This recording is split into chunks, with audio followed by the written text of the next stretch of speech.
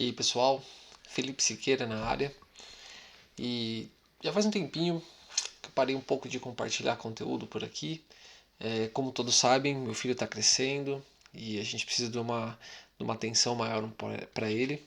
Mas agora eu estou voltando. Estou voltando com uma coisa que eu já prometi que eu ia fazer e não estava fazendo. Que é a forma como eu estudo, a forma como eu leio esses livros aqui. Como eu já disse, não adianta nada você ler um livro se você não aplicar o que aquele livro transmite para você. Não adianta nada você pegar um livro de desenvolvimento pessoal, claro, e ler ele como uma simples história e contar como um livro lido e se gabar por isso, falar, nossa, já terminei tantos livros e acabar não aplicando ele na sua vida. Então, o que eu vou fazer aqui é a forma como eu estudo. Eu vou compartilhar com vocês, a gente vai fazer juntos a leitura do livro Pense e Enriqueça, de Napoleon Hill. Aqui. E só que mais do que a leitura juntos, tá? Como eu disse, vocês vão fazer parte da minha rotina de estudo. Então, a gente vai ler, talvez dê para ler um capítulo por dia, talvez não. Eu vou ler junto com vocês. Só que em cada ponto eu vou parar e explicar e desenvolver a forma como que eu crio o raciocínio por trás daquilo que está escrito. Então, vão ser livros que a gente vai ler, interpretar, extrair tarefas para o próprio dia e a gente vai ter um crescimento junto nisso. Tá? Eu quero ver depois, claro, o comentário de vocês, o que vocês estão achando do livro aqui embaixo. E sem demorar muito mais, vamos começar. Pense em Riqueza, de Napoleon Hill. Tá? Ele também é autor do livro A Lei do Triunfo, que é outro livro que eu gosto muito, que eu também tenho. E aqui na contracapa aqui, Pense em Riqueza revela os segredos da fortuna dos maiores milionários dos Estados Unidos. A partir de um programa de 13 passos, Napoleon Hill mostra o caminho certo para a riqueza e a felicidade. Sucesso absoluto desde sua primeira edição de 1937, este livro continua a encantar e ensinar a todos aqueles que têm interesse em tirar vantagem do crescimento econômico, provando que a fórmula para ganhar dinheiro nunca muda. E uma coisa que eu quero chamar a atenção aqui, a capa do livro tem uma lâmpada, né? Acho que vocês estão conseguindo ver aqui. E esse descritivo que eu acabei de ler, ele também tem um formato de lâmpada. Tá? As palavras aqui, ó, elas ficam em formato de lâmpada. Mostra o cuidado da editora aí e a criatividade em deixar o livro mais bacana, com um design mais bonito para que você possa ler. E vamos lá, vamos começar pelo capítulo 1. Tá? Eu gosto muito de marcar livros. Eu acho que antigamente eu não fazia isso, mas depois que eu comecei a entender de novo que você não deve só ler um livro, você deve ler e colocar o livro na sua vida de forma com que você consiga tirar os ensinamentos e executar mesmo, e se propor a fazer aquilo que o livro quer que o autor queria que você realmente fizesse. Então eu passei a marcar os livros aqui. Eu tenho uma forma como eu marco, tanto com cores de marca-texto diferente, tanto com marcações. E vamos começar. Vamos para o nosso primeiro capítulo. Esse aqui ainda é o capítulo piloto, então eu ainda estou com esse microfone. Talvez eu teste o microfone em lapela, ainda estou vendo o cenário e a gente vai ajustando. Né? Uma das coisas que eu também sempre ensinei é você nunca pode esperar estar pronto para começar, como a maioria dos empreendedores também falam. Você tem que começar e ir ajustando pelo caminho. E é isso que a gente vai fazer aqui. Então vamos lá. Introdução.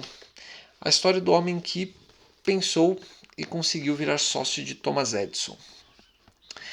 É absolutamente verdade que pensamentos são coisas. Aliás, coisas muito poderosas. Quando conjugadas com um objetivo definido, perseverança e um desejo ardente que se transformem em riqueza ou outros bens materiais. Essa primeira frase, para mim, ela já está muito marcada aqui e já daria para a gente desenvolver muita coisa somente em cima dela. Absolutamente verdade que pensamentos são coisas, aliás, são coisas muito poderosas. Muita gente que eu conheço não valoriza, não valoriza, mas assim, não consegue entender a real força que o pensamento tem. tudo começa no pensamento. Desde você criar um novo projeto, desde o que você pensa, sua visão do mundo, tudo, inclusive a forma como você se enxerga, sua autoimagem, ela começa no pensamento. E se você não tiver pensamentos bem alinhados, você pode acabar caindo na besteira de achar que você não é, ou que você é algum tipo de coisa negativa, ou coisas que possam não te levar para frente. Então, quando ele fala que o pensamento é uma coisa poderosa, aqui já vem um alerta assim, que já fica aqui até um convite para você. O que eu penso sobre mim mesmo, sobre a vida e sobre as coisas. Tá? Então, como o pensamento é uma coisa poderosa, a gente tem que começar a moldar o pensamento para utilizá-lo da forma que a gente quer. Quando conjugados com um objetivo definido, perseverança e o desejo ardente de que se transforme em riqueza e outros bens materiais. Então vamos lá. Perseverança para mim, eu acho que é a palavra-chave que antecede o sucesso. Você pode ver a maioria dos jogadores, a maioria das pessoas que alcançam sucesso, o que eles fizeram, uma das coisas que eles fizeram foi perseverar. Porque ao longo do caminho muita coisa dá errado, muita coisa não sai como planejado, e se você não persevera naquilo, você não consegue alcançar o objetivo. Então, perseverança é uma chave muito importante para que você possa alcançar cada um dos seus objetivos. Desejo ardente é um termo que o Napoleon Hill criou quando você quer muito uma coisa, quando aquilo vira a meta principal da sua vida, quando você antes de dormir pensa naquele objetivo, quando você acorda você pensa naquilo, é aquela coisa que ferve dentro de você, que você quer fazer de uma forma ou de outra e você vai aquilo, se você não está fazendo aquilo, aquilo vai te corroendo, você vai tendo ideias, você quer ir naquela direção. Então, o desejo ardente é quando você coloca no seu coração que é aquilo que você quer e ponto. Se a gente pegar exemplos, Cristiano Ronaldo para jogar futebol, Michael Phelps para nadar, enfim, exemplos existem diversos. E o desejo ardente é aquilo que vai conseguir fazer com que a sua perseverança continue. Porque não adianta nada eu falar que eu quero uma coisa e eu comece aquilo, mas qualquer hora eu posso mudar. Não, quando você deu o desejo ardente, você vai fazer como que aquilo dê certo. É como se você não tivesse uma outra escolha. Né? O desejo ardente ele funciona dessa parte. Há pouco mais de 30 anos, Edwin C. Barnes descobriu que as pessoas realmente pensam e enriquecem. Essa descoberta não aconteceu numa tarde, veio aos poucos, começando com o desejo ardente de se tornar sócio do grande Thomas Edison. Aí também aqui já dá para a gente tirar mais um código aqui. Já pensou se você... O objetivo que você tem, se você pensa, sei lá, em ser jogador de futebol, se você conseguisse jogar com o Cristiano Ronaldo, ou se você quer se tornar sócio de um grande nome, sei lá, um Elon Musk. Já imaginou você ter esse tipo de sonho? Normalmente a gente limita o nosso sonho. E aqui, o nosso querido Edwin, ele não pensou pequeno. Ele pensou, não, eu quero ser sócio de um dos maiores caras da época e eu vou atrás disso. Muitas vezes a gente coloca limitadores nos nossos sonhos. E uma coisa que eu já também quero convidar que você faça é não limite os seus sonhos. Pode ser que pareça muito difícil, pode ser que você sinta medo de alcançar os seus sonhos, pode ser que você se ache incapaz de conseguir. Mas sempre, sempre, sempre mire o mais alto possível. É aquela máxima, né? Se você mira tirar a nota 10 e consegue tirar uma nota 8, tá ótimo.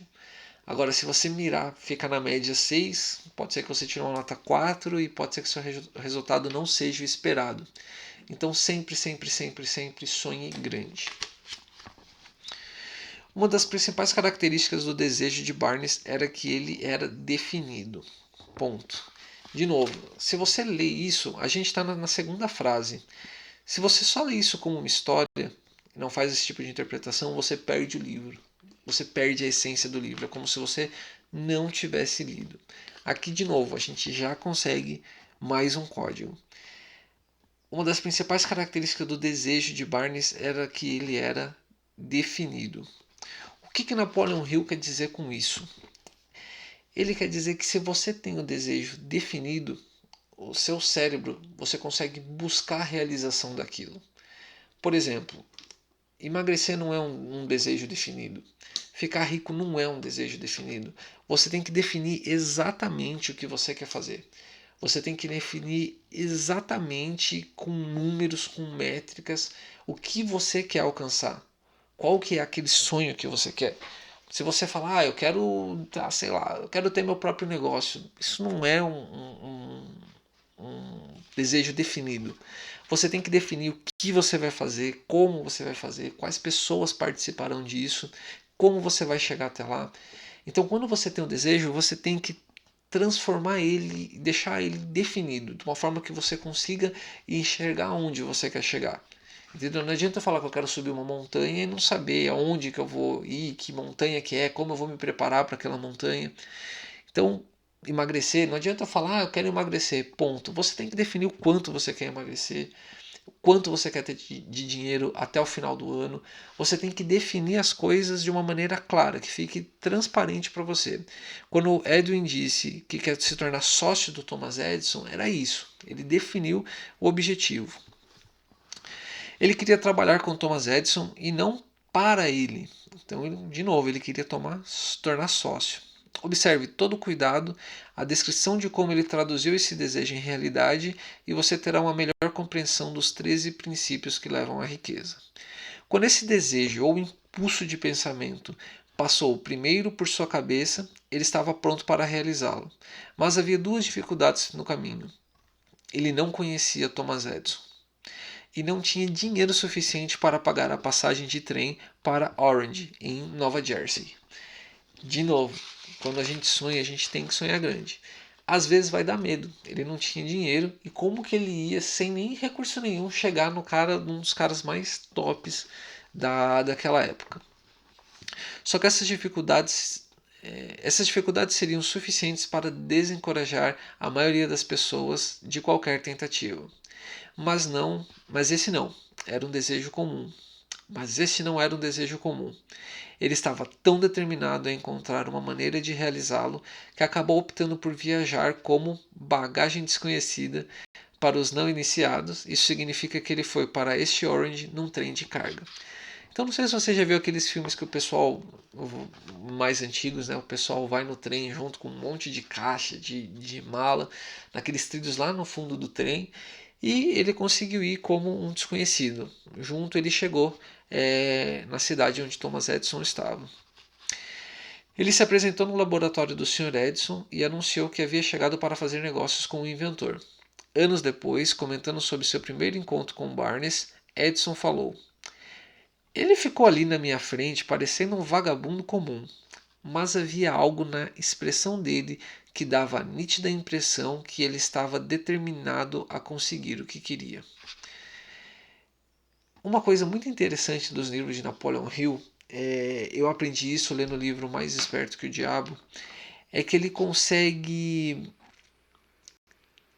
Ele quer passar mensagens de uma forma que fique subliminar, que você consiga, para quem está atento, consegue entender. Esse trecho onde o Napoleon Hill fala como ele enxergou Barnes, ele começa com a letra normal e depois de um trecho ela fica em itálico para dar um destaque maior. Eu vou ver se a câmera consegue pegar aqui para vocês. Este ponto. Cadê? Este ponto aqui, ó. Bem aqui, ó, na frente do meu indicador. Tá? Então você pode ver que o texto ele começa normal, ó, ele ficou ali na minha frente e depois o texto fica em itálico. E quando o Napoleon Hill faz esse tipo de coisa, é porque ele quer dizer alguma coisa com aquilo que está ali. Então, de novo, havia algo na expressão dele que dava a nítida impressão de que ele estava determinado a conseguir o que queria. Aqui a minha interpretação para esse trecho é que assim, eu acredito muito na energia das pessoas. E se eu chegasse aqui e começasse a ler o livro, ele ficou ali na frente, parecendo um vagabundo comum, mas havia algo. Não vai virar, o vídeo não vai ficar bom, enfim. é a mesma coisa, a nossa postura, a forma como que a gente diz, tudo diz muito sobre nós. E a determinação do Barnes era tão grande que quando ele chegou, mesmo mal vestido, mesmo sem recurso nenhum para falar com Thomas Edison sentiu alguma coisa na expressão dele que chamou a atenção de Edison. E aí ele continua: eu já sabia de muitos, eu já sabia e eu já sabia de muitos anos de experiência com pessoas que quando alguém realmente deseja uma coisa com tanto vigor que está disposto a arriscar tudo, todo o seu futuro num único tiro, ele está destinado a ganhar. Então, de novo, Thomas Edison olhou para ele e sentiu que na expressão dele que tinha algo muito diferente. E falou assim, se esse cara tem a determinação de chegar onde ele quer, ele está disposto a conseguir. Eu lhe dei a oportunidade que pedia, porque percebi que ele tinha metido na cabeça que ia ficar ali até conseguir o que queria. E os eventos subsequentes mostraram que eu não estava errado. O que o Sr. Barnes disse a Thomas Edison naquela ocasião foi muito menos importante do que aquilo que ele pensou. O próprio Edison disse isso. Não pode ter sido a aparência do rapaz que acendeu a fagulha na sala de Edison, porque isso com certeza o desfavorecia. Foi o pensamento que fez a diferença. Então, de novo, não importa como o cara estava vestido, não importa nem o que ele falou, mas a energia, a forma do pensamento, a força com que o Barney estava determinado a conseguir aquilo, fez com que o Thomas Edison sentisse aquilo. Se o significado dessa afirmação pudesse ser mostrado a todas as pessoas que a lessem, o resto do livro seria dispensável. De novo, as pessoas leem esse tipo de frase nos livros como uma frase comum. Mas vamos ler de novo, vamos entender aqui. Se o significado dessa afirmação pudesse ser mostrado a todas as pessoas que a lessem, o resto do livro seria dispensável. A gente está na segunda página. Tá? E qual é essa afirmação que, se pudesse ser mostrada a todas as pessoas, o livro seria dispensável? O pensamento que fez a diferença. Então, o pensamento do Barnes fez toda a diferença. Eu não sei, para quem conhece Napoleon Hill, sabe que a força do pensamento é uma das principais coisas da linha de ensinamento dele. E que é uma coisa que a gente, de novo, usa pouco ou é treinado a não usar nunca. Então, o pensamento ele faz toda a diferença. Como o vídeo já está ficando com incríveis 17 minutos, hoje a gente vai parar na primeira e na segunda folha. Tá? A gente não conseguiu sair da primeira folha, mas eu gosto de uma leitura assim. De novo, não é a quantidade de livros e de páginas que você consegue ler, mas é a capacidade de você ler e absorver aquilo que você leu. Então eu vou colocar aqui nos comentários aqui alguns tópicos. Vou deixar algumas tarefas aqui para vocês fazerem junto comigo. E de novo, se você está curtindo, eu vou pedir a sua curtida, o padrão do YouTube, né, para ele conseguir entregar para mais gente. Se você puder, deixa o comentário aqui embaixo aqui para a gente, para que a gente possa continuar, para eu ver que isso faz sentido para vocês, para que eu possa continuar postando mais conteúdo. Ó, livro aqui em cima é o que não falta. Eu tenho mais uma fileira de livro aqui embaixo e eu vou fazer isso primeiro por vocês, para que eu possa compartilhar conhecimento. Nem todo mundo consegue ter uma visão mais crítica sobre livros de desenvolvimento. De novo, não é a quantidade de livros que você lê, sim a qualidade deles e a forma como que você aplica. Isso serve para tudo na vida. Se você parar e pensar na escola, quanta de coisa que você aprendeu, decorou, que você não usa, não serve para nada. E se você pensar nas coisas que você aprendeu e colocou em prática, o resultado que aquilo começou a trazer para você. Então, muito obrigado. Eu ainda não sei se os vídeos serão diários, tá? São 5h53 da manhã, hoje é dia 21/9, e eu não sei se todos os dias, nesse período cedo, eu vou conseguir gravar, mas eu quero aí pelo menos que seja no mínimo umas 3 vezes na semana, tá? Então a gente vai crescer juntos na leitura e vamos para cima. Vamos começar nosso dia aí, que você tenha um excepcional dia e até o próximo vídeo.